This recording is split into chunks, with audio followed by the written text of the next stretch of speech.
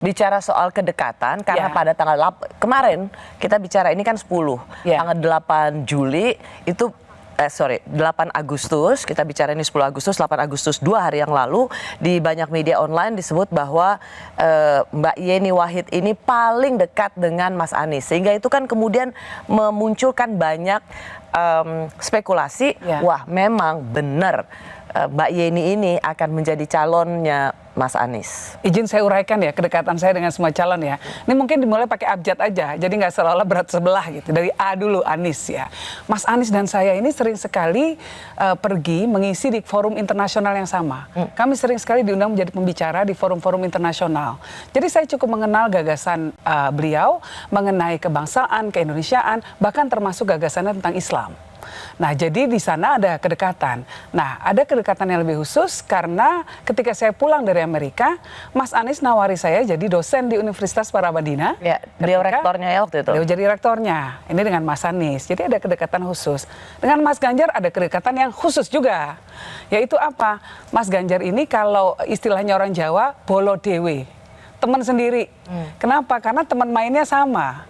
Nah, Mas Ganjar juga lulusan UGM, sama seperti suami saya, lalu kemudian berangkat dari dari kaum nasionalis. Keluarga Gus Dur juga sangat nasionalis dalam perjuangan kami. Bahkan juga kalau kita melihat ditarik lebih jauh lagi ke era Bung Karno dan era Mbah Hashim Asy'ari, Mbah Wahid Hashim dan juga Gus Dur, itu kan selalu ada titik-titik persamaan perjuangan, titik-titik pertemuan perjuangan antara kaum nasionalis dan kaum Nahdien. Nah, jadi dengan Mas Ganjar ya sudah teman sendiri. Bolone dewe. Bolo dewe. Iya.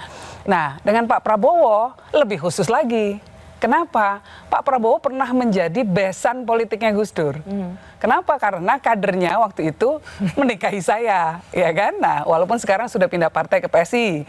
Nah, tapi kita sangat dekat dan saya sangat berterima kasih pada Pak Prabowo, walaupun bercanda mungkin ya, tapi saya punya rasa terima kasih khusus karena berkat kampanye untuk Pak Prabowo tahun 2009, saya ketemu suami saya. Oh, jadi ketika media kemarin mengatakan Mbak Yeni lebih dekat dengan Anies, apakah hari ini Mbak Yeni mengatakan itu salah dan ingin mengklarifikasi Mbak Yeni lebih dekat dengan Pak Prabowo? Saya dekat dengan semuanya. Saya dekat dengan semuanya. Nggak bisa dikatakan dekat hanya dengan satu orang, dua orang gitu ya. Kalau Pak Prabowo sebetulnya malah ada kedekatan fisik. Kenapa kedekatan fisik? Mbah saya, Eyang Wahid Hashim, rumahnya itu di Matraman, nomor 8, rumah kakeknya Pak Prabowo, Eyang Margono, nomor 10. Satu pagar Mbak Rosi. Nah, jadi mau diartikan apa? Kedekatan seperti apa yang lebih dekat lagi? Jadi kalau kemarin bilang, kalau kemarin misalnya penggalannya yang kemudian dimaknai orang ini paling dekat dengan Mas Anies, Mbak Yeni mengatakan bahwa itu sebuah kutipan kalimat yang keliru.